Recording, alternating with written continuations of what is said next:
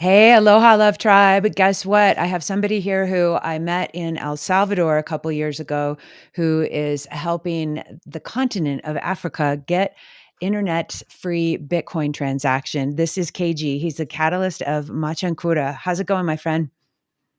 It's all good, Val. How are you doing? I'm great. Do you want to tell? I didn't want to, I'm not the best at pronunciation of names, and your name is so Mhm. unique. Can you tell everybody how to say your full name? Cool. My full name is Kgothatso Ngako. And yeah. And so tell everybody, where are you from and what's your big mission? What are you guys up to with Machankura? I'm from Pretoria, South Africa. And yeah, with Machangura, we effectively are trying to accelerate the adoption of Bitcoin across the African continent. And the preferred method or the flagship product is effectively a USSD service that allows people without an internet connected device to send and receive Bitcoin. And yeah, that's effectively what Machangura is and what Machangura does. And can you go over a little bit, like, because, for the audience who doesn't understand exactly how that could work, because we always talk about, okay, if you've got an internet connection anywhere in the world, you can use Bitcoin. So how does yours, how are you solving a problem for people who are in different areas who don't have the internet connection? Like, how does it work? Cool. So Bitcoin is effectively a digital technology, right? So digital technology is not necessarily constrained to the internet. It can be transmitted on any digital platform. And yeah, so yeah, I'm assuming that most of your listeners are music lovers, right? So one way to think about it is analog audio versus digital audio, right? So analog audio usually is lossless. It's something like vinyls and stuff like that. But Mhm. then you can also have digital audio. Oh yeah, you can also have digital audio like CDs and so many other forms of digital media like MP3 players that are Mhm. not necessarily internet based or internet connected. And yeah, Bitcoin is yet one other form of digital technology that could be transmitted through whichever medium accommodates it, right? So one thing I want to do with one of the projects we do is every notable block we want to publish it on paper and then sell that as a book, right? So which was the most recent notable block, or let's say the BitX block, the block that was mined by a BitX miner, those small miners. I don't know if I Yeah, have yeah, a picture of yeah, mine. tell everybody do you have a bit axe? Did you get one? Oh Like yeah, a I do. Let me get Yeah. it on the Okay, cool, cool.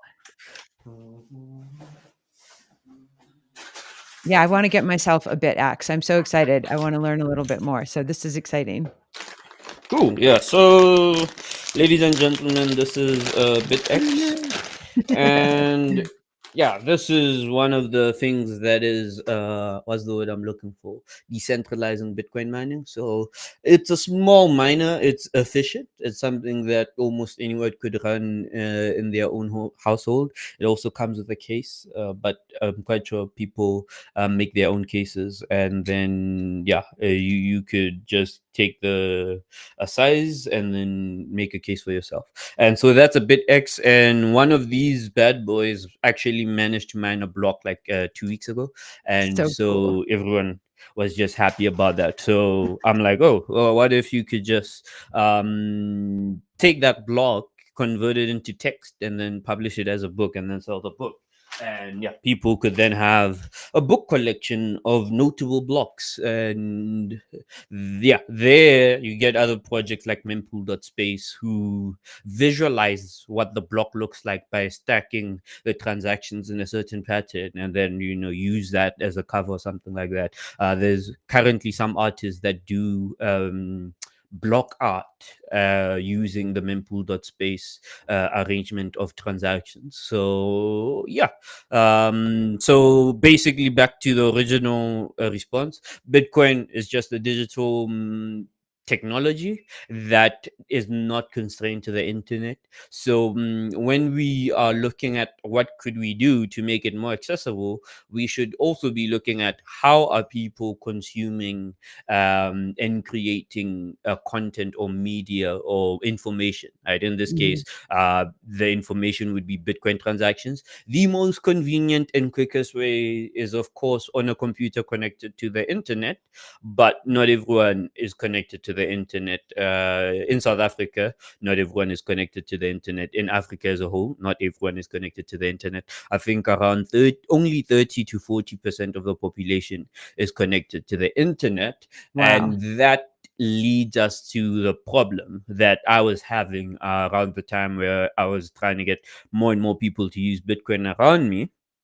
And the problem is, if you're sending a person a payment and over 50% of the people in your population don't have a internet connected device, you will most likely not be able to send that payment, right? Over Bitcoin, at least, or over a digital payment platform that requires the internet.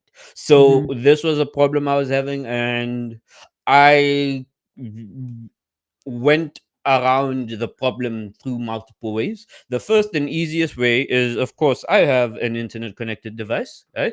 So I just hotspot my device and then let them connect to my hotspot. Right? Cool, wonderful. And now they've connected. They are on the internet, and I'm telling them about this wallet. By the way, I think Phoenix Wallet is the best Bitcoin wallet in the world right now. So I'm telling Oh, them cool. about Phoenix Wallet, and then they're downloading Phoenix Wallet. And then this is the type of device they would use is an Opal, right? It's not a flagship device. It's entry level type device, but then these type of devices do not have too much space on them, right?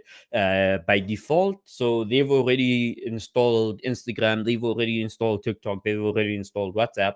All these apps are heavy daily active use apps that allow users to download a lot of media, like TikTok videos, and people download to watch later, and they also download to reshare.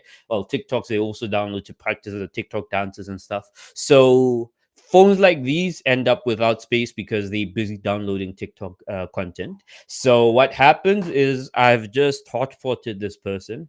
This person now has an internet connected device, and I tell them, "Yo, you should download Phoenix Wallet." And they go to the App Store. They try to download the Phoenix Wallet, and then the App Store says they are running out of space. They should consider deleting a few apps to install this app. And guess which app is at the top of the suggested apps to delete? TikTok, Instagram, and WhatsApp. And chances are this person is not willing to delete these three apps to try out your magic internet money. So, what do you do? So, the best thing you can do is give them something they don't need to download, right? There's a few web wallets. I think, well, rest in peace to Mutiny Wallet. It used to be a web wallet Oh, where I a know. person could just access it on a browser. There's still a few others remaining, but I think it was the most notable. So if well, CoinOS is a custodial web wallet, so you could also have people use that as well, and they could access the wallet first go around without needing to install it, and they are sending and receiving Bitcoin. Wonderful. So yeah, that is effectively the three things you'd have to deal with: person without internet, a person with an internet connected device but without enough storage, and the solution is a person. Well, the other thing is, even if they don't have to install the app, they may be using a device like this one. Right, so this is a feature phone. Right, oh, you may know the grandfather of this one, which is the Nokia 3310. Right, Oh my god. so effectively, a person with a feature phone is not able to go visit the QueenOS website. So what do you do? This Right. has a GSM connection, and it can dial a USSD code, and then if your website is a text-based website that has a USSD domain number or USSD code, a person with this device could still access your service. So imagine QuakeOS, as I was talking about earlier, but with a text based interface, right? No icons, no buttons, no nothing. Just the nine most important things, and the person selects, okay, this is what I want to do, and then the interface asks them, oh, how much you want to send, and the person says, I want to send 21 sats, and then the interface says, who are you sending it to, and then so on and so forth until they have sent the full thing. Yeah, and that is what the USSD thing is all about. It solves three things: person without an internet connected device, a person with an internet connected device but without phone with storage, and then a person who can access your service but may not have a device that could connect to the internet or with a browser. So yeah, a USSD platform is something like that. And so how have you've been how long have you've been doing this since what year? A couple years ago? Oh, Machankura started in 2022. 2022. Okay. And Mhm. so so far, what's been the biggest transformation that you've seen in people's lives who are starting to be able to use this, like going from 0 to Bitcoin? Well, there are a few standout projects. I think one I wasn't expecting, but that has been doing wonderful work. Well, they've been doing wonderful work even before they started using our service. Is Orphans of Uganda. It's an Oh, orphanage in Uganda, and they use Bitcoin to raise funds. Right. There are reasons why they cannot use a GoFundMe or a PayPal, because if you're in an African country, that country may not be seen in a good light in the banking global network, right? South okay. Africa currently is grey listed. So if you're running a non-profit in South Africa and you're trying to get international donations, good luck. You will eventually have to spend a day at the bank, and they only told to come back the next day. And yeah, so the Orphans of Uganda use Bitcoin to crowdfund, and they have been an inspiring project. There's been other projects all across the continent that are using the service, and yeah, but everyone is like wonderful. But for me, the highlights are definitely the Orphans of Uganda.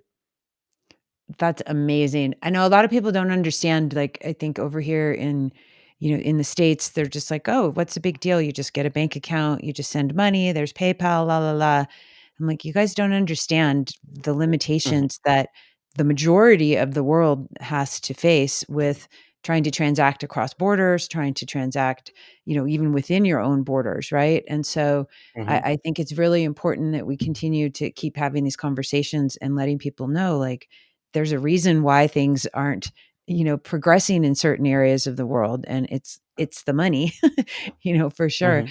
Um, and so let's talk about, how did you get started with all this? How did you become a Bitcoiner and a catalyst? Like, I'm curious because we had founder before, and you're like, put catalyst up, Val. Can you explain that a little bit, please? Cool, right? Yeah. So let me see, where do I start? Maybe let me start with me studying computer science, right? Okay. So I should have probably studied electrical engineering or electronic engineering at the University of Pretoria. That's what I had applied for. And they had a career day, I think, like a few months before my high school year ended, and I went to the career day. I saw all these kids all at all these engineering tables, and the computer science table was empty. And I went there, had a chat with them, and I was like, "Yo, what do people who study computer science build?" And those guys said, "Oh, basically, services like Facebook." Um, well, Mark Zuckerberg had studied computer science. I was already on Facebook at that time. I was like, "Oh, for real? That's something I would want to do, but I've already applied for this. What can I do to switch?" And they gave me an email. I switched to computer science, and I've been studying founders or startups ever since then. So I think I love the series Silicon Valley. It's a comedy, but yeah, I think it has a lot of good lessons in the comedic extortion of the story that they are telling. Uh-huh. And so yeah, so then I was looking at the question of founder, and I've come to the conclusion that you cannot be a founder alone, or first and foremost, right? Yeah. but then also, um, for what your project needs at the time that it needs it. It's like, let's take Facebook. Facebook is at the point way beyond where whatever Mark Zuckerberg was thinking was possible when he started it, right? And whatever Facebook needs to do now requires a catalyst, right? Right. And the person who will come in and do the thing that needs to be done to get Facebook to the next level will not be considered a founder, because Mark Zuckerberg is a founder and he founded Facebook all those years ago, but the contribution that person makes is really a generational leap in the existence of Facebook. Right? They Mm. tried the metaverse thing.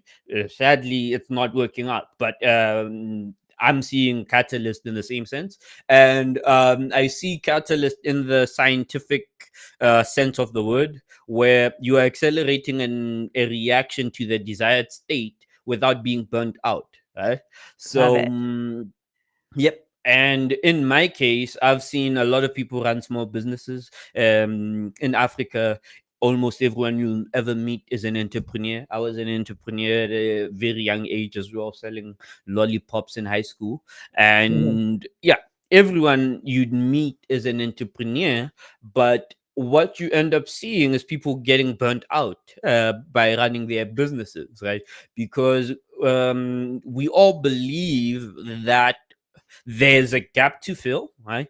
And we all believe that, if I just lock in, if I just do 1 2 3 1 2 3, if I put my all into it, it will work out. But sadly, life is about entropy. It sometimes doesn't work out, and Yeah. it doesn't mean you did anything wrong. The wind wasn't blowing in your direction that day, so Mm. it doesn't work out.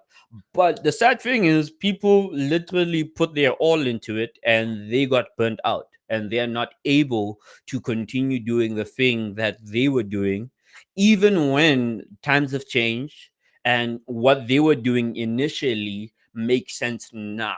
Right? So it's like if you're in a race and you're sprinting, but it's a long race and it's a marathon instead of a sprint, and Yeah. you don't make it to the end because you're tired. For me, the catalyst term is like that. Yeah. So the whole point: accelerate the adoption, but do not get burnt out.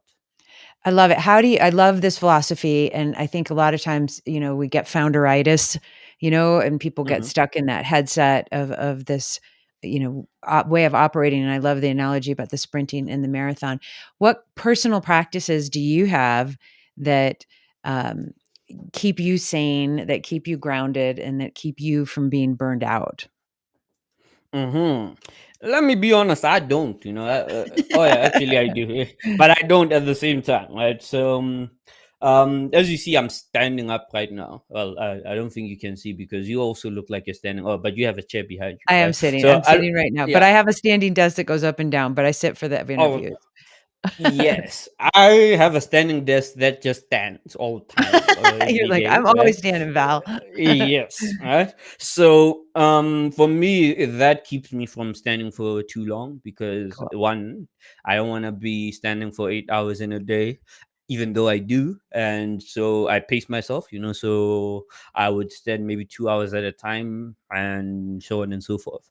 And yeah, that effectively limits me to how long I could work, and also increases how much sleep I get, because if you stand for 8 hours in a day, you're gonna sleep like a baby. There's nothing anyone can do Oh, to wake you up. Okay, alright. so yeah, I think the standing desk has been heaven sent for me, and I've appreciated it. But I also take a lot of walks, listen to a lot of music, watch media in a weird way, right? And used to write music. I used to write rap actually, but I don't anymore because all that creative energy is going into software.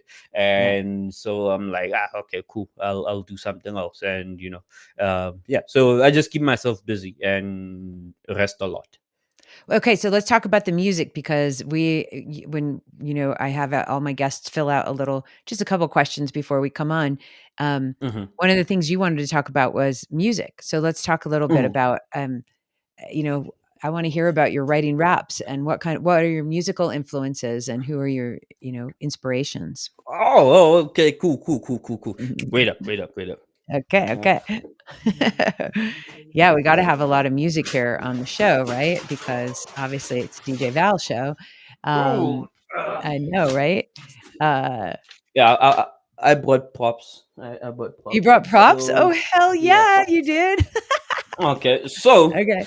I'd say this is the biggest influence. Can I get full screen so that people Yep, see? yep. Okay, There cool. you go. This is the biggest musical influence in my life. Kanye West, the college dropout. I Okay, love okay, the this college album. dropout. All right, Uh, okay, I was probably 14 when I started listening to it.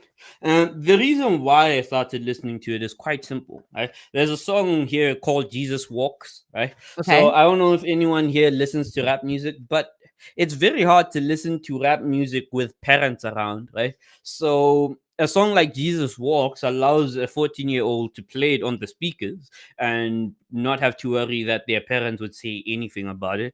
But besides Jesus Walks, the whole album is actually epic. It's one of the best rap albums ever made. Right? And yeah, so that's one of the biggest rap influences in my life. Amazing. Let's My see. son Apollo loves Kanye and loves Jesus Walks. That's so cool. Um, How old is Apollo? he's 16 now. And so, yeah, he's been into Kanye for a while, and I mean, everybody, Uh-huh. there's some stuff that we love, and there's some stuff that's like, okay, whatever. I mean, with any artist, it's not like we're gonna love every Yeah. single thing. So, okay, let's see what else. Oh, yeah, dude, Oh, right on. I love that you have Nas, vinyl Nas. too. This makes me so happy. Hey, I bought vinyl without a vinyl player, because I was like, a film with vinyl, it looks good visually. Like when you I have know, guests it's around, you cool. could, you could pass it around like a photo album. So Nas is a killer lyricist. I had If posted a I Nas ruled the song. world, imagine that, Aha, right? Let's Uh, go. eh, great use of samples, great concepts, and everything. So yeah, so a lot of the songs on this album are just epic. Nice. I'm shocked at how it hasn't aged. It just feels like, okay, this is what rap is supposed to sound like. My Yeah. favorite Nas album though is not this. Right? I think Godson is. Oh, and Lost Tapes. Either Godson or Lost Tapes are my favorite Nas albums. This is just the classic Nas album. So I'll have that. And after this, right, there's the rapper extraordinaire. Let me see. Where is this? Where is this? Where is this? Where is this? Ah, cool. This guy over here, Okay. Kendrick Lamar. He Okay, gave us okay. Good Kid, Mad City. Um, started listening to this in university, 2012, 2013, 2012 actually. Got it via USB because piracy was the way we got music back in the day. We didn't get it off the internet. I got it via USB, and I was like, "Yo, is this new kid any good?" And yeah, this is probably the best rap album ever made. People may not fully agree, but this is probably the best rap album I've ever made. And as a person who used to rap, right, I am like, I was shocked that he made this at such an early point in his career, right? Because for me, conceptually, it's epic. Right? It feels like a movie from start to finish. Well, not start to finish, from start until real for me. And then the last four songs from Compton with Dr. Dre and all the features, for me are like, okay, the album is done, and now let me just get in all the people who I love to work with, right? But from Shireen to Real, for me, I was like, how does a guy make a album like this? But also, more recently, I was shocked. I was like, this album starts with the Lord's Prayer. Dear God, I come to you a sinner. I humbly repent for my sins. And it's very brave.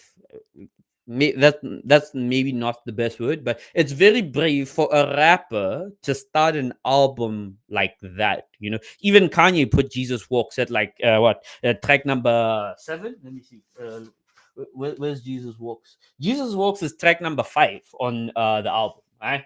And this guy put a prayer. What is being a born again prayer? I think as track one to the album, and thematically, that prayer doesn't come into effect until like track 10, or Sing About Me, I'm Dying of First. So the prayer doesn't come into the story until track 10, but he played it at the start of the album, and I was like, okay, that is sending a message. And Yes. I respect him for doing that. And yeah, it's just how he wants to do it, and it makes the album even better. And the samples also great, also great use of samples, great use of raps. And yeah, so then there's a guy like this dude here. Wait, okay, but let me just do this. The Weekend, right? I'm that dude with the hair as well, right? So Yeah. the Weekend, I'm impressed. I'm impressed with him with a pen. A fun fact: when I first started listening to this album, I really didn't like it. And I was like, it's pop, right? But then I kept playing it, and then I was like, damn, this guy's good. Highlight track for me is "Tell Your Friends," right? "Tell Your Friends." It's actually a song that features Kanye West. Right? But you won't hear Kanye West on the song because this is what I think happened. Can I swear on your channel, on your podcast, or okay, Oh, should I censor absolutely. what I'm about? Yes, you can drop all Oh, okay. the letters. Okay, cool. So in Tell Your Friends, The Weekend has a line where he's talking about a party. He's like, everybody's fucking. The pussy's on the house, everybody's fucking. Right? So I'm like, I'm sure Kanye heard that line and scrapped his verse, right? And said, okay, whatever I had to say on my verse does not matter anymore. So just distort what I was saying and make it sound like it's a guitar solo. That's what Kanye's contribution to the song is, a guitar solo that was actually a verse with actual lyrics. But The Weeknd wrote such a dope verse that Kanye was like, nah, let me just grab my verse. I'm not going to do anything. And yeah, The Weeknd with the pen, he's great. Similar for me, similar to a Moses Munye. I'm probably saying his surname wrong, but I don't have Moses's vinyl. So The Weeknd, you get a shout out. This is my favorite Weeknd album. I haven't really listened to the other ones as much, but yeah, this one is really for me artistically where he was killing it. Cool. And one more. One more. Hell yeah, one more. So yeah, okay, yeah. So this would be the last one. Kendrick again. I'm a huge Kendrick fan, so basically every Kendrick album is a highlight for me. This one specifically, if you saw my talk in El Salvador where I met Val, I even put it in my slides. What did I say about it? Oh yeah, this is the album I listened to when I was making Machankura in 2022. It dropped Nice, in May dude. 2022, and then I just had it on repeat as I was writing out the first version of Machangura.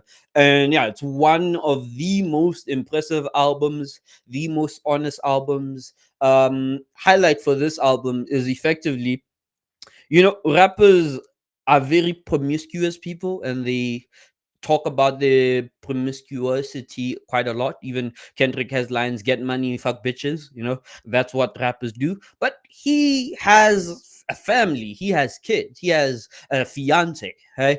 And so this album is where he's talking about women and his relationship with women correctly, as a problem, as a sex addiction, and as something that's getting in between him and the mother of his kids and the love of his life, basically, right? Or his best friend, which is the lady in the picture holding the baby. And okay, the older baby and the younger baby, older daughter and younger son, right? And him as a rapper is getting in the way of this picture, right? And Uh-huh. yeah, it explores so many more concepts because crown of thorns made out of diamonds and stuff like that. But so many different options, what's the word, themes as well. But this, for me, one of the most important albums, very few rap album where an honest conversation is being had. The only other rap album I think has something like this on it. It's called Love and Other Struggles by Ian Kamal. Right. My favorite rapper of all time is Ian Kamal. He Ian Kamal? Ian Kamal, Ian and Kamal, Ian Uh-huh. space Kamal, Kamau, right? Kamau. Okay, cool. Um, Yeah. So Ian Kamal has a mixtape called Love and Other Struggles, right? mhm, And in that mixtape, he talks about love and other struggles. mhm. And he wrote a breakup song actually that made me fall in love with a person I never met, right? So yeah, unlike the average breakup songs where Big Sean says I ain't fucking with you anymore, he's made a breakup song so beautiful. I fell in love with that lady. I never met that lady. I don't even know what that lady looks like, but Ah! he described her so well. I was like, okay, nah, I could fall in love with that too, right? And it's a breakup Oh my song, god. right? So yeah, so that is my music segment, and thank you for letting me share. Oh my god, I love it. Well, I like Love and Other Stuff because I think of Noster, this is Loster, and so, Mhm, um, um, but, um, Love and Other Struggle, sorry. Um, that's amazing. I mean, I love, like, how you took me there falling in love with this woman too, and, like, we think about, music is code, code is code, mhm, everything is code, and so it's like, how are we mhm, accessing different segments of information within our own hearts, within our own minds, within world of technology and money and interactions between humans and nature. um, I think it's so cool. And so do you find, I want to come back to the cover of the Kendrick Lamar, which one? and thinking about, you were saying about how he's getting in the own way because of, a sex addiction of making that picture really positive. Do you have anything that, and you can tell me to shut up if it's too personal. Is there anything Mhm. that is in your way of getting into the vision and the picture of your future? Currently, I don't think so. Right, I think I Cool. was fortunate enough that I had fought demons before getting to this point, right? Cool. And yeah, so for me, the conclusion I had come to is the person I want to be is the person I was as a kid. Hi. And Interesting. so what I'm trying to do is go back to that guy, which is, why the vinyl collection starts with College Dropout, Kanye, right? Because, yeah, I had a lot of fun as a kid. I explored, even deciding to become a computer scientist is a decision that came out of the fact that I was a rapper as a teenager, and I had decided, you know what, I'm not gonna rap anymore because I've seen this for 5 years and I don't see where this is going, right? Mm, So let me go see what else could happen, which was a wrong decision, if in hindsight, because at the same time, I see that South African hip hop actually blew up. It's one of the biggest genres in South Africa, but also South African hip hop artists were one of the major features in the Black Panther album. Right? The Black Panther Wakanda soundtrack, original soundtrack that Kendrick also made. okay. He featured quite a lot of South African rap artists, and I was like, what if I had actually continued down that path, right? So yeah, for now, I'd say I'm fortunate because at the point I am now, I had already made the decision. I think towards the end of my teenage years that, the person I actually want to become is a person that I was as a kid. Right? So I would try to limit as many things as possible and remind myself, what would young Kgothatso do? Right? And yeah, so it hasn't failed me yet. I love this is such a cool philosophy because I think a lot of people we go through life, and we're in a hurry to grow up and go be free and all the things, we want to not be under our parents' roof sometimes, we want to get out and get into that world. And so we leave behind that innocence, right? And we leave behind that sense of carefree, um, exploration and curiosity and stuff. And so a lot of people, obviously, they turn to alcohol and drugs, and they turn to like checking out of life to kind of go back to that place of less pressure, right? Because obviously being an adult there's a lot of pressure with, relationships, with our businesses, with our health, with politics, the world, safety, everything, right? And so I love, you're obviously you're probably half my age, and you're I love that you're obviously an adult and a successful adult, and but you're keeping that carefree spirit, inside of your heart, and that shows in the way that you present yourself, because you've got a playful spirit, but you're also very serious too, because you're making the world a better place around you. Um, let's talk about, you had put in, um in the thing we were talking about immortality. You want to talk about like Mhm. why did you? I'm really curious about why you chose that. Okay, I think I'm gonna segue through music. Right. Okay, so two things about music. Right? I do not believe any musician should sign a record deal, right? Mm, Because every song has the potential of being as influential as a song by Beethoven or Mozart or mhm. whoever else was making symphonies way back when, right?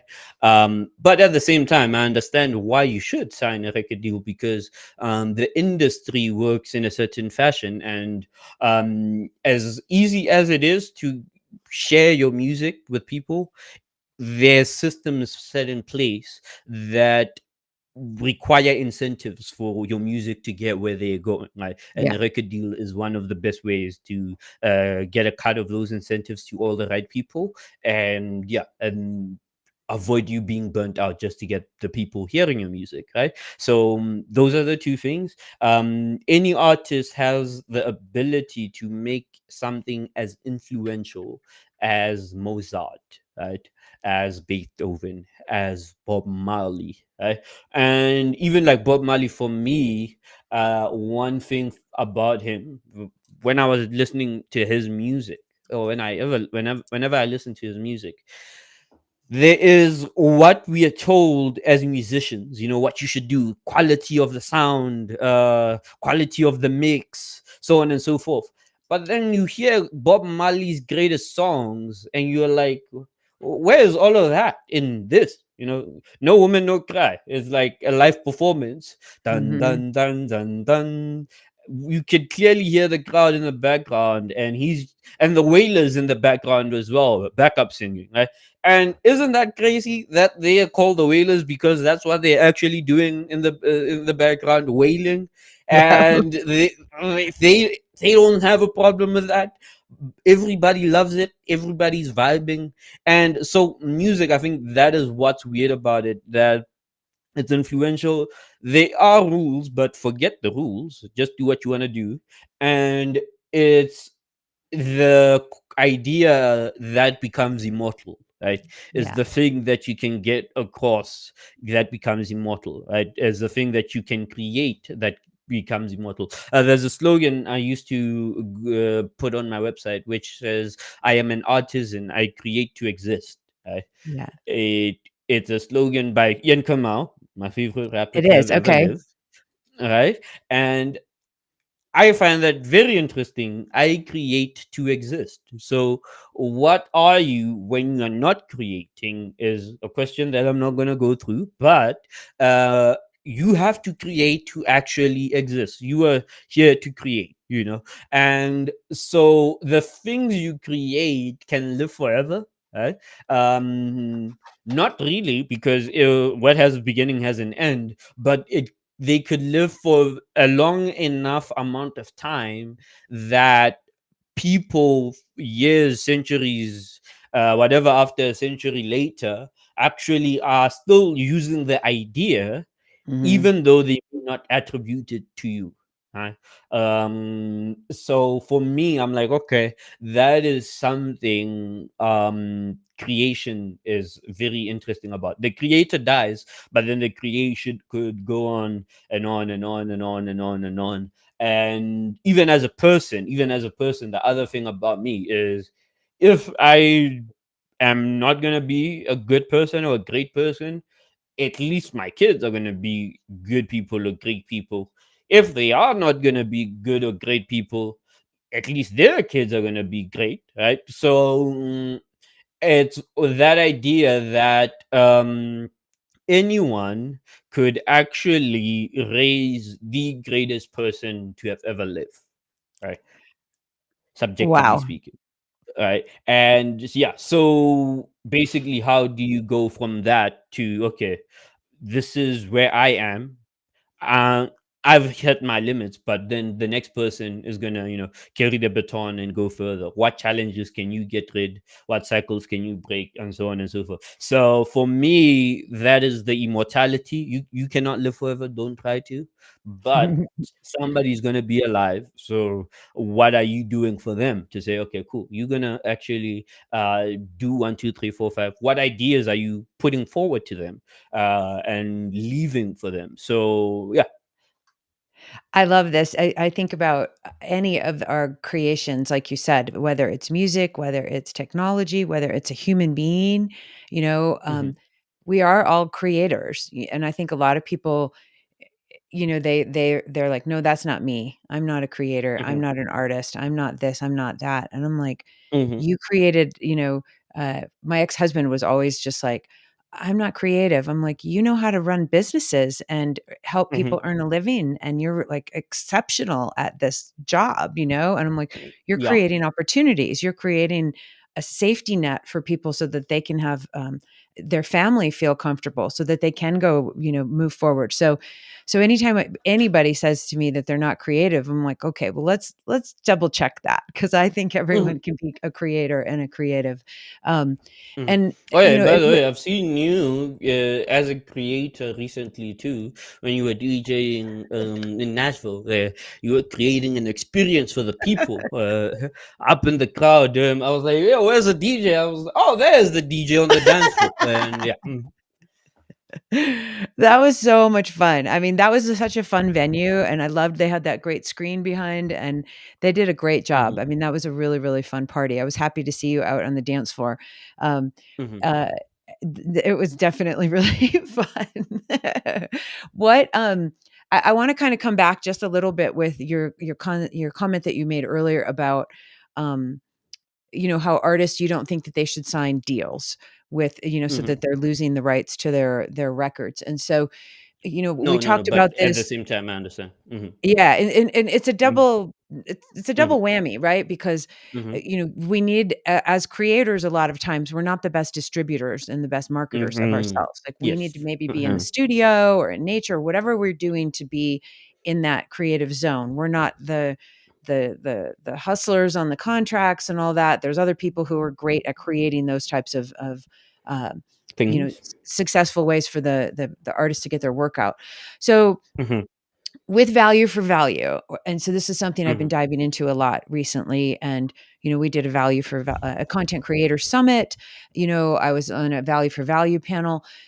I think, what are your thoughts on combining, the existing models, right, that have got these mega distribution channels, right? You're looking at the Spotify, Mhm. the Tidal, the Apple, the Amazon, the YouTube Music. So without cannibalizing those models, which, give people an opportunity to have reach. We've obviously got Wave Lake, which is incredible. And so we've got all these new ways that, Bitcoiners are creating, little platforms to get their music out. The problem with those are, at this stage in the game, is the catalogs are Mhm. very small. And so as a Mhm. listener, you go to Wave Lake and you're like, okay, I've listened to all this music. I want, 10,000 more songs to enjoy, because we're spoiled with all Oof. of these subscription models.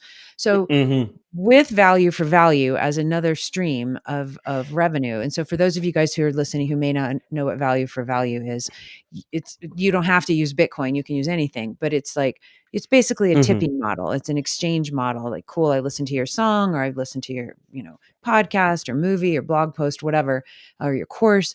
I'm just going to send you a little Mm-hmm. extra sats, right? Or some, if you're going to send dollars, great.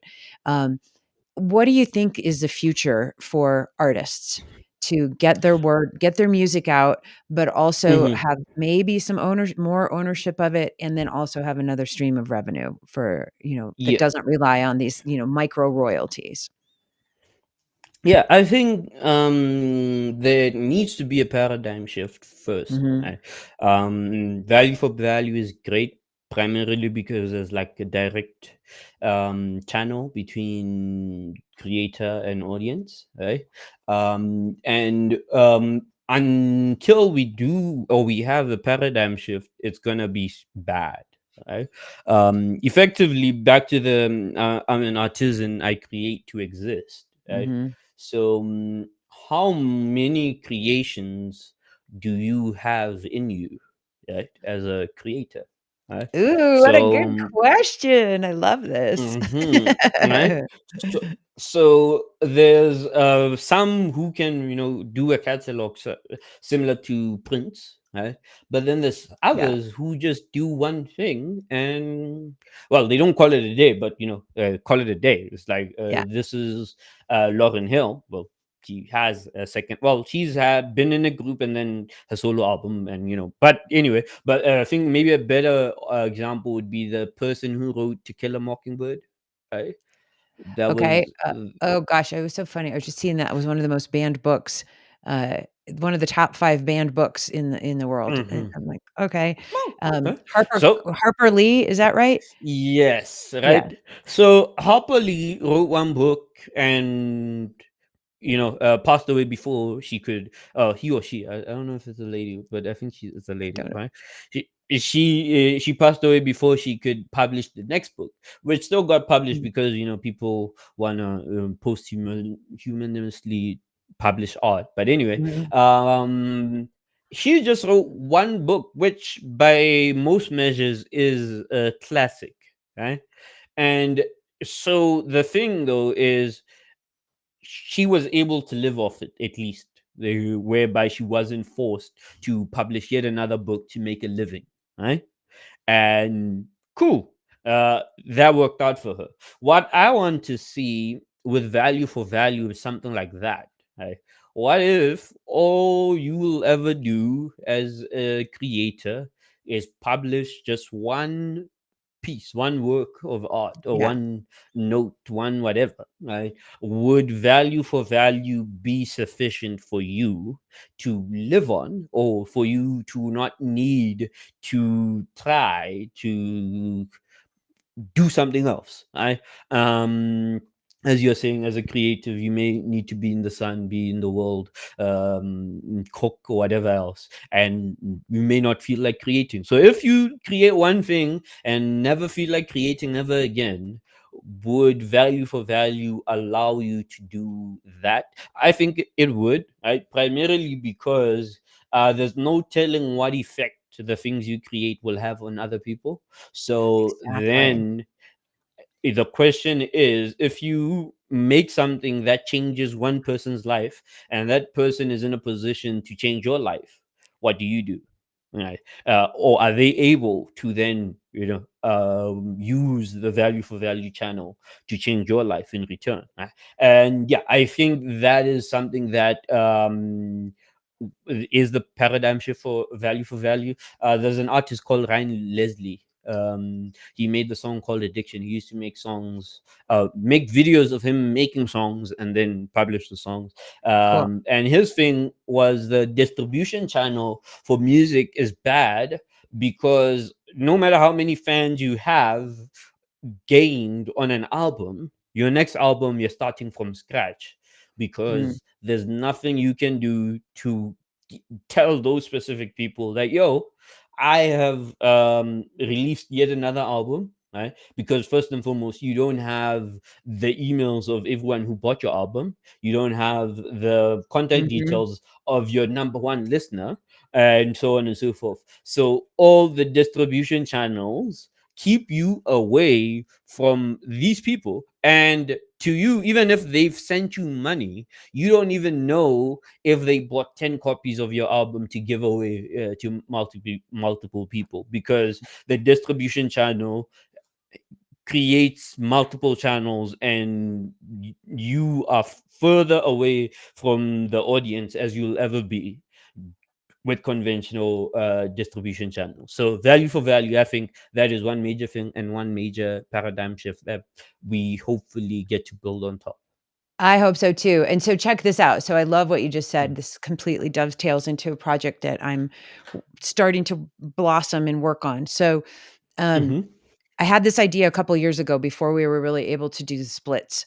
And I think splits were just starting to kind of come into play. But I wanted to create like a super fan wallet and create something. I'm trying to find my Google document so I can get it.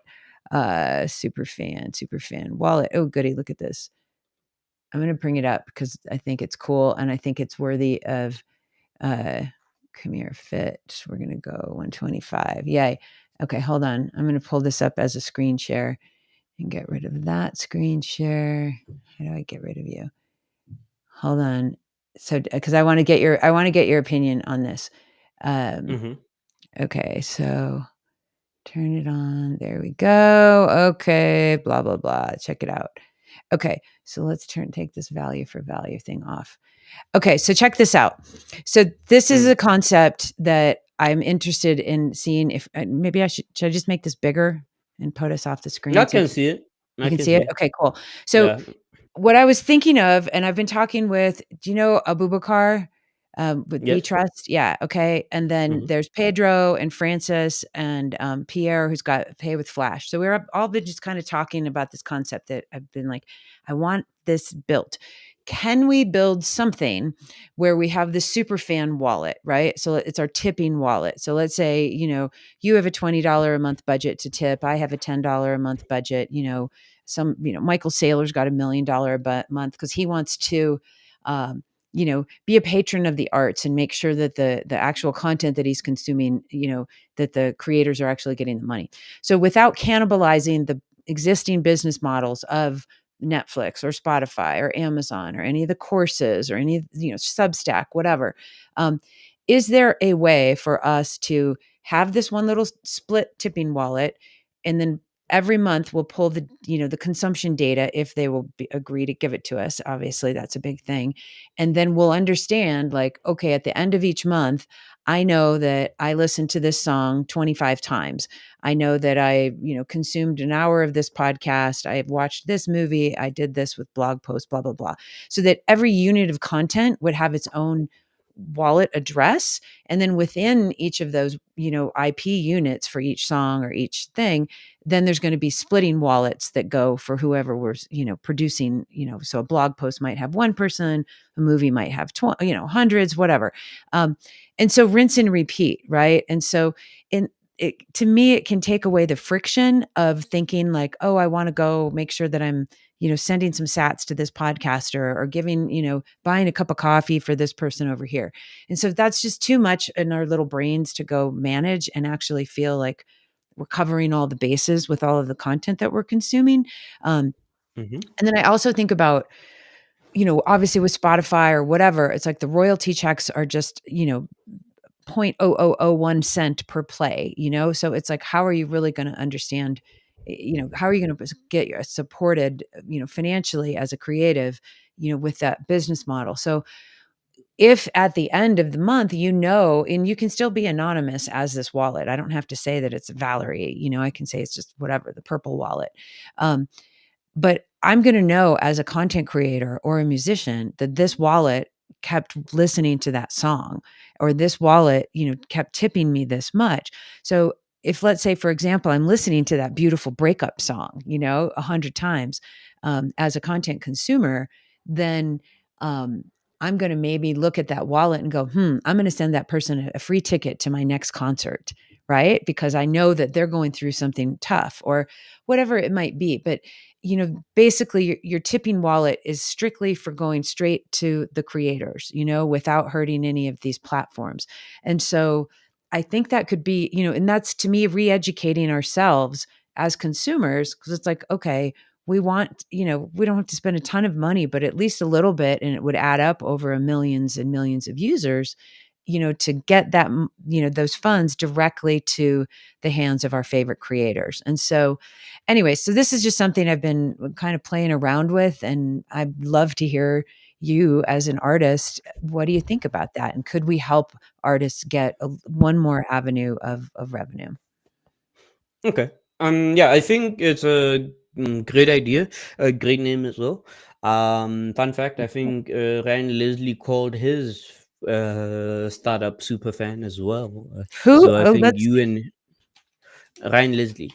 Ryan Leslie. Okay, who's that? That's the Yeah. person who had the quote, right? I'm an artist, so that Ye- there, and I Oh no, create to that's Ian exist. Kamau. Ian Right. Kamal. Okay, So yeah. Oh no, his is called Superphone. My bad, Superphone. super So fun. this is Okay, the guy who said, with today's distribution model, you cannot get to the fan who bought your first album, because right. you don't know who he is, right? So yeah, I think it's in that spirit. Like, how do you maintain that relationship between the creator and the fan, right, or the consumer, or whatever else you want to choose, or customer, if you will, right? So the only issue I'd have with the thing is, well, going to already existing platforms and then Hmm. trying to be there with them. And I think the other thing is privacy. Like, we should start thinking about privacy a little more. Hmm. And this system, or the spirit of it, uh, kind of, infringes on privacy a bit. Unless it's optional, sharing who you are when you're sending that payment is Totally. optional, Yeah. right? And Yeah, absolutely. Like, and you can be a completely private and non-wallet. There's no reason that you need to cool. expose who you are.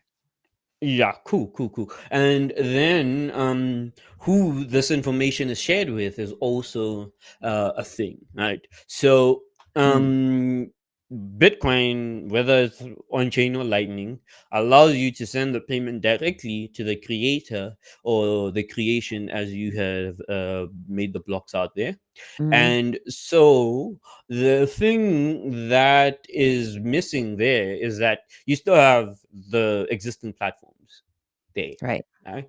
So I don't see a future where those platforms exist. Right?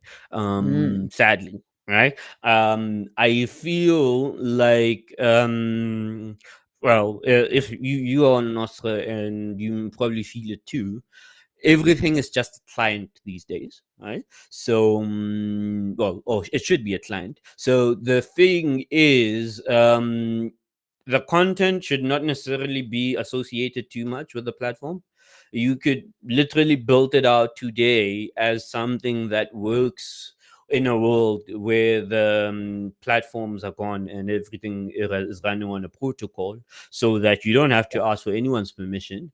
And also, um you probably benefit from something that a lot of us don't, which is you not a techie to the extreme extent of the word, right? So you can mhm. talk to normal people in normal people language, right? So yeah, so as soon as you talk about these platforms, you are moving further and further away from what normal people care about, right? And yeah, maybe a normal person would care about a Medium or a Twitter or whatever else, but they care about the article, they care about the video, they care about so many different things. So, what is it about the video and the article that you and the Superfan app want to do? Or let's not even say app, let's not even say wallet, let's say the Yeah, Superfan protocol, right? protocol. Yeah, So exactly. yeah. So I would cut out all those things that they don't exist in the world that we're going in. Mhm. And or even in the world that I'm from, I stopped building on top of other people's platforms, because they will always, if you gain traction, they will always pull the rug on you. If you don't gain traction, they don't care. Right? So it's like, why are you even building on top of somebody else's platform? So yeah, That is my only, well, not my only, but yeah, I think that's the major thing. Like, keep it, build it like you're in a world where nothing else exists, right? You're in a world where content exists, where art exists, where videos exist, where consumers of videos exist, and these platforms are not there. So what would you build, right? Interesting. And what Okay. would that? Mhm, I think so for anybody listening here who's not on Nostr and who doesn't understand the difference between a platform and a protocol, because I think a lot mhm, of my listeners may not understand that. I mean, the Bitcoiners and Nostr folks do, but can you just let mhm. people know the difference between those two? Okay, so most systems require a central server or a central service to work, right? And the central service primary function is to just say, this is who did that. Right. So when I publish a tweet from the Machangura 8333 account on Twitter, then the Twitter Central Service is the one that authenticates and presents the information to people who see the tweet. And people who see the tweet are like, oh, since the Twitter Central Service says this came from Machangura 8333, it must be from Kgothatso or from whoever is behind the Machangura handle at the time. So there is one of the most major differences with Nostra. Nostra works with public keys and private keys. Right? So all the content on Nostra is signed by a private key and pinned to a public key. And when I post a note or whatever else I'd be posting on Nostra, I have to sign it. Right? And it's not necessarily retrieved from a central service. It's retrieved from a relay. Right? And the person who sees the note or the event or whatever else has to verify the signature is actually valid for the public key, right? Mhm. So since the note is pinned to the public key, the signature is signed using the private key. When you're verifying, you just verify that the public key is the one that is associated with the signature, right? And hence you don't need a central service, right? And in this world, you don't need Medium, you don't need Substack.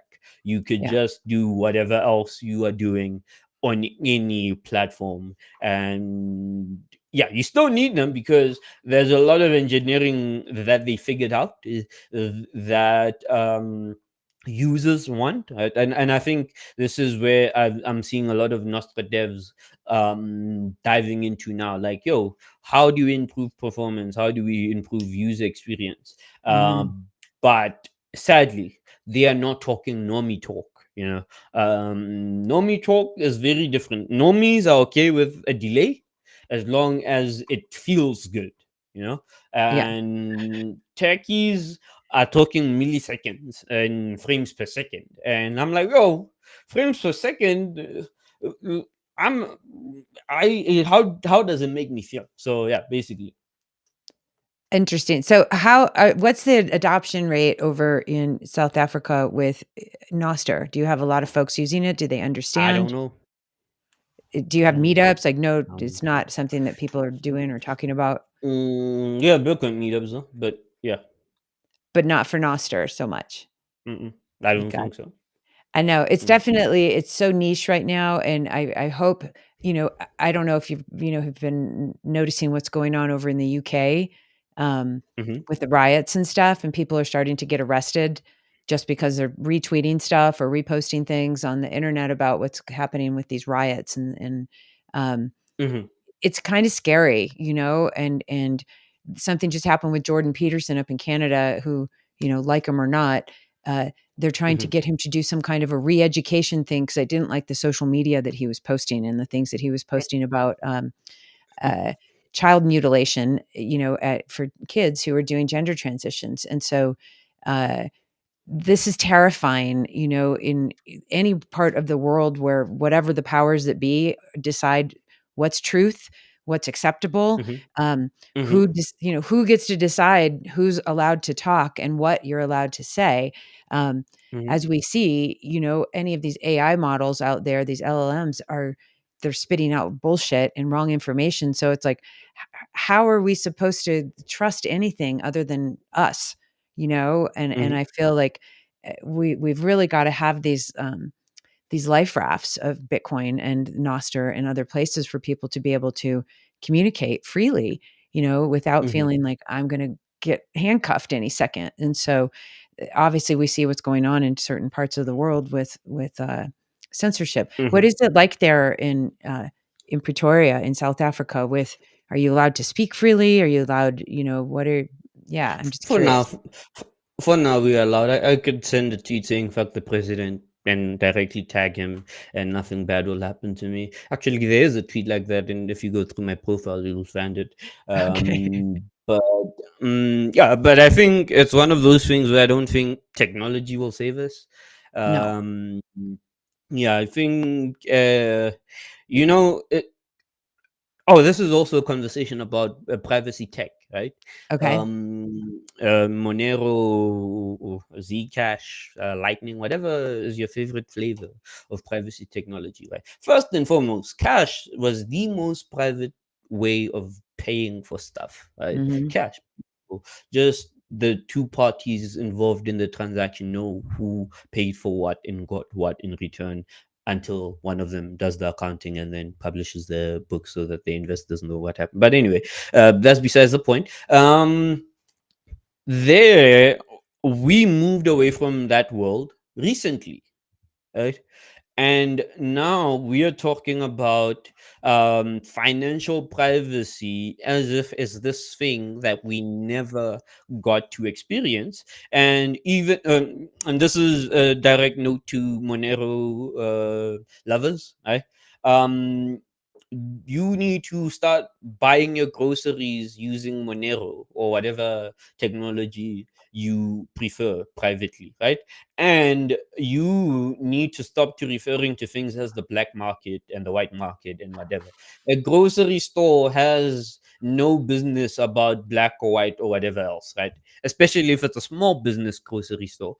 And you are more likely to convince a small business grocery store to accept whatever alternative means of payment you have, then you would be at a chain or at a franchise, right? So do that.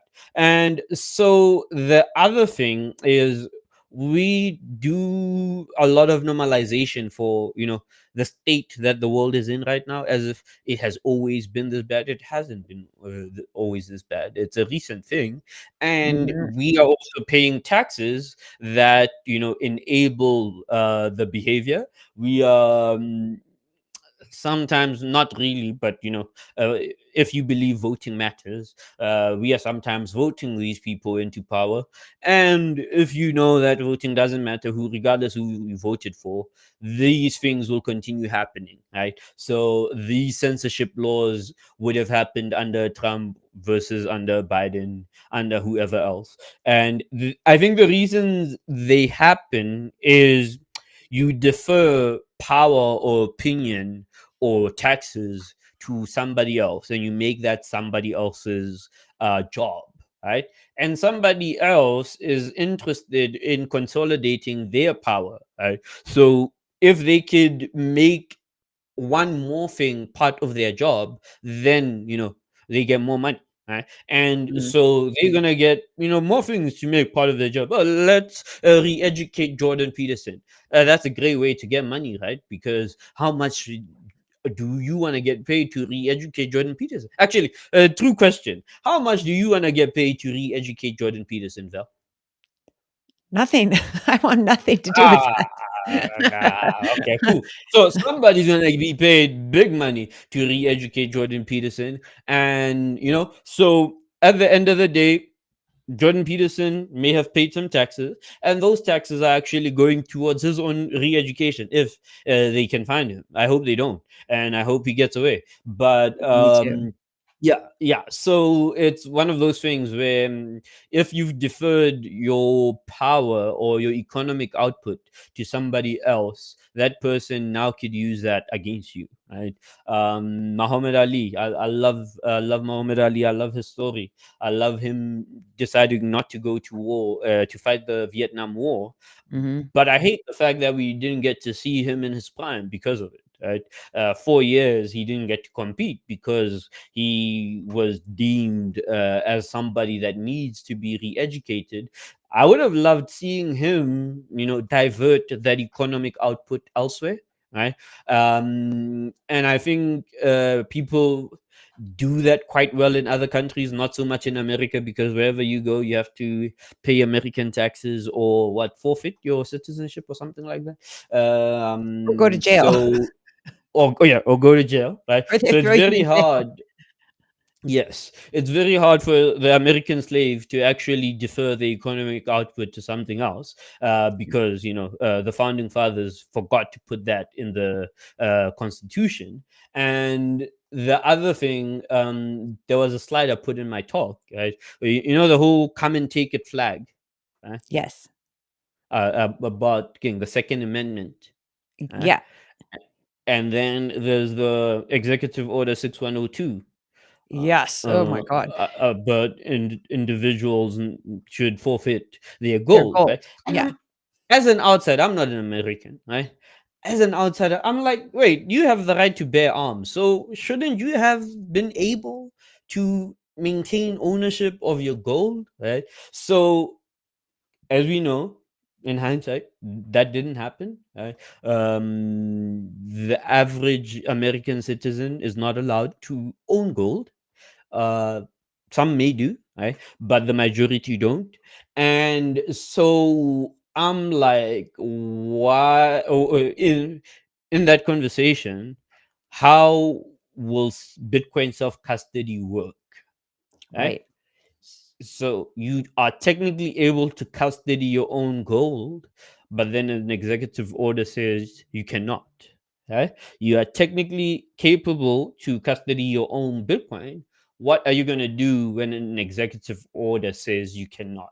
Right? Exactly. So yeah, if you have a gun, I don't know, but yeah. Well, a gun is a gun, whatever. That's if they can come and find you. But I think Mm-hmm, this is a big deal that a lot of people don't understand, and it's very mm-hmm, because we're brainwashed into the banks know better, the banks are safe. We're gonna, because we think we need to call customer service, la la la. And so being your own bank is something brand new to most of us. It certainly is to me. And it's like radical self-responsibility. Even if you have KYC Bitcoin, right? You're still holding your Bitcoin. And so however you're self-custodying it, there's no customer service that you're going to be able to go get support. But so what a lot of people don't understand, and the difference between KYC and no KYC Bitcoin is, if you're buying Bitcoin on an exchange, and you're giving your driver's license and the whole 9 yards, um, they know that you bought Bitcoin. So you're not, even mm-hmm, if you go sell it or you try to go mix it or you do anything with your Bitcoin to try to have some privacy, that first point of data of your transaction exists. And so unless you mm-hmm, go back and you get rid of that Bitcoin and then figure out how you're going to go have some true peer-to-peer Bitcoin, you're on their radar, And so that 6102 order, they're going to go after the exchanges first and say, give us your list of who bought Bitcoin. And then they're just going to go down the list and see who's got the most and come try to take it and threaten all of us. And so this is not a joke. A lot of people are like, they're never going to, and like they've already done it, and they're already censoring mm-hmm, people. And so, tiny bit by tiny bit, there's going to be financial censorship. There's obviously censorship on our voices. Kamala is talking about, taking our guns away. And so it's just like, wait a minute, people. So I think, a lot of people don't understand CBDCs that are on the table, that, that they're going to start trying to implement all over the place, to, truly financially censor us and manipulate and control our behavior through that lens. If you can't go buy milk for your kid because they shut your bank account down and they're only going to let you have a little bit of, food this week, like, you're going to do whatever you need to do to get your child some milk. Okay. And if you don't have any other way to go transact with the rest of the world to go get goods and services, you're at the mercy of these centralized authoritarian kraken evil people as far as I'm concerned, and they are, and so it's so important that we understand what we're fighting for. And this is just the beginning. Like, this digital war is like it's a baby, and Mhm. what is it like there? Like, do you guys feel like you're having that issue that's going to come up against you with financial censorship? Mm, yeah, South Africa is a weird place, right? So I don't feel like it's a issue. Right. Good. Well, okay, but before I give you the answer, I think the biggest issue is self censorship. Right. Oh yeah, Right. interesting. Yeah. So, regardless of whether or not we're gonna have CBDCs, whether or not they're gonna come for your Bitcoin, a lot of people are already self censoring, and they have already uh, getting a non KYC Bitcoin, as they call it. And so they may not ever have to, because a lot of people will probably not do the work that they need to do to make sure that if they try, they're going to have a hard time. But anyway, um, then for South Africa has a history. It used to be ruled by an apartheid state, and recently, as of 1993, not anymore, right? But the history is still there, and the leftovers of that history are still there, right? So recently, I was thinking that the inflation in South Africa is so bad Mm, that white South Africans feel like they're being racially discriminated against, right? Because technically speaking and historically speaking, white South Africans have not had to compete on the same level economically with the rest of the population, and consequently, inflation was a thing where the black population was getting debased instead of the white population, and now they're feeling racially discriminated against because now everyone is getting debased instead of one specific group for the benefit of the minority. And so then you look at what I just said is basically the conversation everywhere, right? Everyone feels like they're being racially discriminated against. Everyone feels like everyone is pointing fingers at the wrong person. mm, And yeah, I think South Africa has a lot of potential. It has a lot of great people, great minds. Even Southern Africa, for me, is like, we one big dysfunctional family, because nobody gets along with each other, and everyone kind of works together in some way, shape, or form. And we could do a lot more if we figured out how to make peace with the situation. But mhm. it is what it is. And so what is happening now is, financially, a lot of people are coming into money for the first time, right? And all they are seeing are corrupt politicians use money, right? Yeah. So a lot of people believe that they may need to be corrupt themselves to actually have money, right? And the other thing is, a lot of people can do a lot of valuable work, but they just don't know how valuable the work that they could do is. Mm, And they still have the belief that you'd either have to be corrupt or a thief to actually have millions, when you could just create value, millions worth of value, especially million rands, as mhm. compared to the dollar is like $100,000. Wait, it's actually $50,000. Wow, inflation is bad, guys. $50,000 is 900,000 rands. 1 million rands is $54,000. So a person could create $54,000 worth of value and have a million in South Africa. Wow. But corruption, crime, and everything else is the way that a lot of people prefer to do it instead of the hard way or the value creating way. And I feel like that is holding us back in multiple aspects. And yeah, and people generally don't trust the government because of our history, right? And that's a good and a bad thing. And yeah, it's a good to not never trust. You have to verify, Mhm. and bad because then the people in government are working not in good faith most of the time. So yeah. Wow, that's incredible, and it's I don't know how people deal with this type of an inflationary situation, and obviously Bitcoin is a tool for us. But this is something, you were talking about peace earlier, and obviously Bitcoin for peace is something I'm very passionate about. It's my message, it's my part of my mission. Um, how do you feel that Bitcoin can contribute to inner peace and peace among others in communities? Well, I think ultimately the thing we will see is Bitcoin will make more and more people who use it able to buy weapons, so if you couldn't afford an AK-47 before, with Bitcoin you can.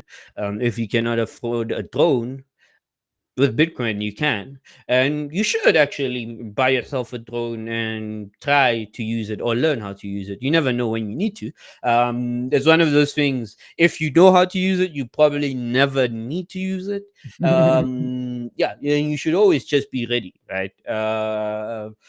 Peace is one of those things where a bully will always want to be a bully, right? Especially if they know that no one is going to do anything in Right. return, in retaliation, right? And yeah, so sadly, usually the only person who can stop a bully is a bigger bully, right? America Yeah. versus Japan, two nuclear bombs like plow and plow on civilians. Yeah. So yeah, if you are ready though, you don't have to worry about bullies. You don't have to be a bigger bully. You just have to be big enough that the bully understands that, okay, if I do dare with that guy right there, I'm gonna have a problem, or I'm gonna be too weak for the next guy to come along, right? Which is why America hasn't went to war with Russia, hasn't went to war with China. Who else has America not gone to war with? Probably a short list. Eh? Yeah, I know. I don't wanna talk about our horribleness in wars right now. Obviously, we're about to go Mhm. into another war in the Middle East. Uh-huh. Ugh, Yes. that's not gonna be Mhm. fun. For any I was Svetsky was on the show a couple days ago, and we were talking about, uh whatever it is, whether it's Bitcoin, whether it's music, whether it's meditation, whether it's, thoughtful communication, like they're all just tools. Like, unless we actually know how to use them from our hearts and, caring for ourselves and caring for each other and caring for the planet, we're still going to be operating out of this like survival mode, caveman mindset, And so until we can truly blend, the inner technologies of love and feeling safe and feeling like we have enough with the outer technologies of, Bitcoin and, building things, like that bridge has to happen in order for us to build this new future. Because you can have a hammer and it's the best hammer in the world, but if it's sitting in the toolbox and it's not in the hands Mhm. of a skilled carpenter, it's just going to, it's not going to do anything effective. And so I think for all of us that get excited about these great tools and technology, it's still like we still have to use them from a human perspective, and Oh, thinking and for the future for our children and for their children's children. Um, mhm. And you what know do what's you worse than a sorry, hammer go ahead. sitting in a toolbox? Say it again in the toolbox. Do you know what's worse than a hammer sitting in a toolbox? Um, tell me. A hammer that does not want to hit a nail. Right? Oh, dude, that's a sad, sad hammer. It's not doesn't know how to live to its full purpose and potential. Mm, this just out here, man. You have nails all over the place, and it just won't hit one. And it's like, okay, Oh my god, dude, that's seriously like, I think about, and I don't know if you're referring to, like, people who haven't found their purpose yet or if they haven't stepped in to claim their purpose and their power, right? Because I Mhm. think all of us have something beautiful that lives within us, that's it's our magic, it's our spark, it is our special purpose. And so some people, like, I just changed the name of the podcast to the DJ Valerie B Show, Valerie B Love Show, because I love Bitcoin. Obviously, I'm a monster evangelist, but trying to go out into other audiences that aren't Bitcoiners, like the minute you say Bitcoin, they're just like, "Wow, go away! I don't want to talk to you." Um, and so, rather than clobbering them over the head with this, I'll try to be more creative in the conversations. But I was afraid, because of my ego, that I didn't want to step into something that just had my name on it, because it was like, "Oh, it's not about you, Val. You need to, And now I'm recognizing, like, if I don't step into my power and own that I'm a hammer and I'm supposed to go hit some nails, I'm not going to go be the most effective me, And so it's taken some uh, courage to kind of feel confident to go do this. But I want, like, do you feel like I mean, because you seem like you're somebody who's very much living in his purpose and who understands your purpose. Like, what advice would Mhm. you have for somebody who maybe is out there struggling with, the confidence to step forward into their purpose? Mm. That's a dark conversation. I don't think I want to have that on this call. Okay, okay, we'll It's a do very, another. yeah, but in short, it's a very, very dark response, right? It's a very what? Yeah, dark response. Oh, okay. Hmm. Okay. Do you want to? We'll save it for another time. Yeah, probably, Oh, probably. okay, perfect. That's fair Mhm, enough. And I know mhm. it's getting late where you are, so we'll tidy up here. Um, any thoughts or comments that you want to share with the audience and help them understand, like, how can they support you? How can they support what you're up to, and helping, get themselves educated on Bitcoin, so that we can, keep moving the needle forward. Okay, the first thing, actually, probably the first and the last thing, never ever in your life use fiat again. Like, make sure that you do not, for 1 minute in your life, use fiat, right? So, yeah, do whatever you can to just pay for stuff using Bitcoin, barter for stuff before you could even consider using fiat. And yeah, if you do that, we all good. We're probably gonna have a good time for decades, centuries to come, and even millenniums to come. But yeah, the more you use fiat, the more problems you'll have, and there's nothing we'll be able to do to fix those problems. And what else? Yeah, Mm. I think that is the major thing. But otherwise, you could just visit the website, which is Machankura. Well, it's machangura.com, but if you don't know how to spell that, you can just visit 833.mobi. That's 833.mobi, and it's the default Bitcoin port.mobi. And yeah, you'll see us there, and you'll find all our social medias at the bottom of the website. We have our Nostra and Pub there. I haven't been posting much to the Nostra, but I'll probably start posting more often. We have a chat.machangura.com, which is where we basically talk on a more regular basis, some of the things we work on. And yeah, I think that's about it. But make it a point to never use fiat again in your life. Right? And will be good. I don't really know how you're gonna do it, but just do your best. I think it's such good advice, and I know I have to obviously live up to this, and I still use fiat in many parts of my transactions. Eh, Tell people why. I mean, this is important because Hmm. we just did a Bitcoin for Peace thing with 21 Hmm. Voices and Swan, and it's like a vote for Bitcoin is a vote for peace, right? So the Yeah. opposite is true. Every time you use Hmm. fiat, what's happening? In one You're word, war. yeah, Right. violence, exactly. You're Mm-hmm. perpetuating the forever war machine, and, Yes. um, the Yeah. more that we can really connect the dots for ourselves and, our friends and our family and our audiences, the better that's Hmm. gonna be, because, these forever money printers that can keep printing bombs through the form of Hmm. money, um, Hmm. will just keep these wars going. They'll keep the military industrial complex fed and fat, and it's going to keep killing children. It's going to keep, hurting hurting the planet, hurting nature. And so, the more that we can understand why the base layer of peace is the money, I think that we can start thinking about the better future, hopefully a big bright orange future for ourselves. So, Yeah, um, and I think the other way to look at it is, what's this? Inflation, or an inflationary monetary system, requires you to, well, the value that the money symbolizes still has to be done by somebody else, right?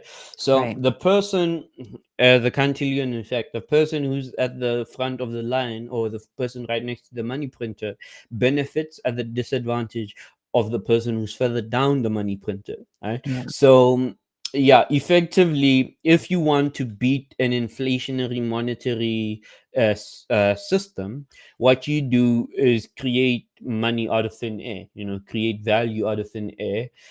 You can create value over the long term, or just say this is valuable and then have people pay for it. But then what that requires is debasement of somebody else, right? That's why the debasement is usually through war, because war is the quickest way to burn through money. You make $1 million bomb and you can blow it up in one go. Even $1 million bullet, actually, you can blow it up in one go. So if you have enough wars, you can, all you need is like 1,000 bullets, and you spent $1 billion, and the GDP is going up and everybody's happy. But except for the people whose lives got debased, right? So I generally feel like whenever the Bitcoin price dips like it has in the past week, Hmm. that's an indicator of a major global event. I feel like we're about to see somebody getting debased. Right? I just don't know who. South Africa is always next in line. Well, very close next in line. I think as soon as the Olympics conclude, we'll know who that person is or who those people are. Mm. They will be debased in the most extreme fashion, because Gaza is currently happening. And as bad as it is in Gaza, it's still going on. As bad Yeah. as everyone is seeing that, oh, this is a genocide, and there's, nothing, no excuse they could make for it. It's still going on. And I have a sense that something else, as you were saying, with Iran, if that war starts, it's probably going to be worse than we can imagine. Yeah. And yeah, so don't use fiat, because ultimately it is perpetuating that cycle, that money is being inflated and somebody else has to be debased.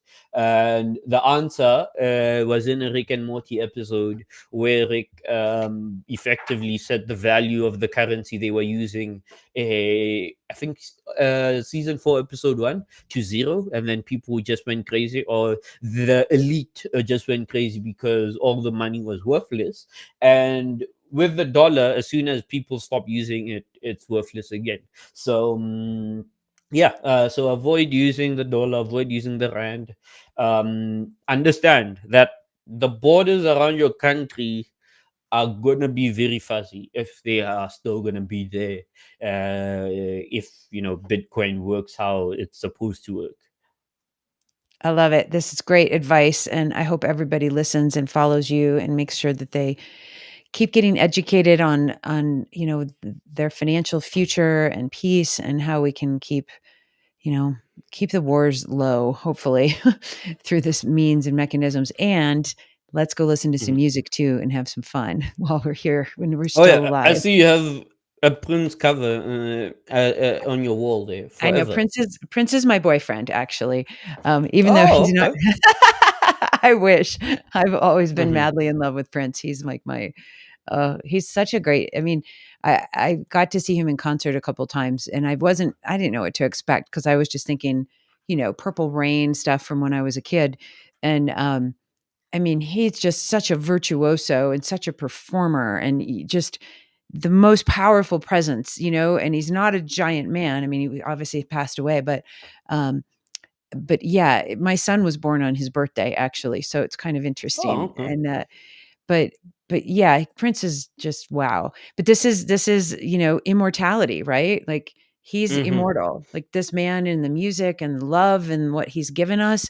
And every time we hear a song from him or anybody, like, we have an emotional experience, and so it's just magic. So keep listening to music, everybody. And I want to hear some of your raps. Like, do you have anything recorded that you can send me that you would be willing to Uh, share? Really? yeah, Okay. I'll send you a mixtape. I'll send you a Yeah, mixtape. send me a mixtape. I wanna hear some stuff, and let me know if Hmm. it's I can post it or if you just want me to keep it private, but I'd love to hear.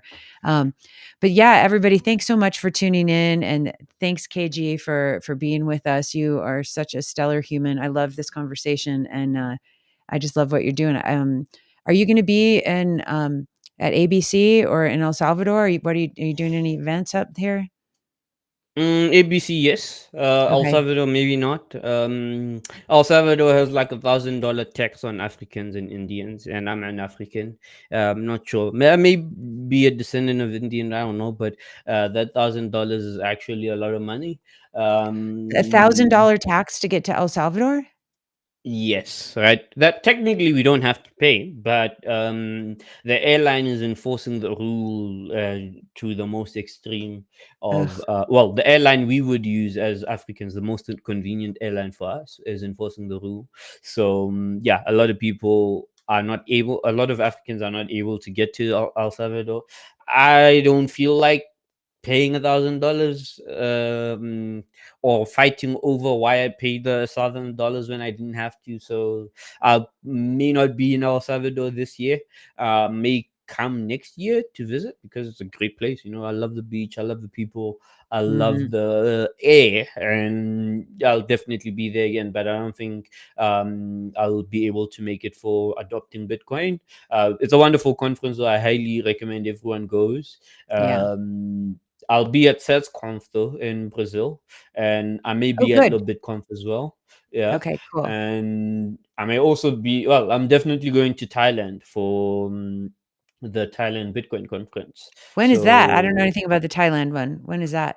I think in September. This year, like, in a month. No way. I need a whole Y- list. I'm falling behind on all these events.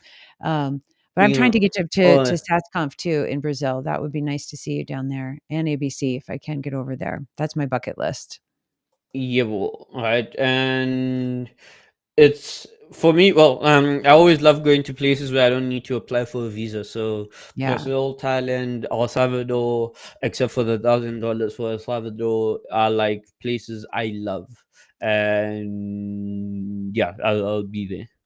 All right, cool. Maybe I'll look at, Thailand and see what's going on there. Maybe I can get my butt over there. Mm, Um, mm. all right. Well, everybody stay tuned and, make sure just I never even asked you. I should have asked you this right in the beginning. What does Machankura mean? What does it stand for? It's a South African slang term for money. It's saying for money. Machankura is money. Okay, cool. Hmm. So, all right, more money, more money. More sats, more sats. Let's go. Hmm. For Right sure, on. for sure. Cool. All right. Well, thank you again so much, and for everybody tuning in. Thanks for watching and listening. And I hope you guys have the best day of your whole life because it is the only one you know you're going to get. And until next time, we'll talk to you soon. And thanks again, KG, for taking all this time and sharing your wisdom with the audience here.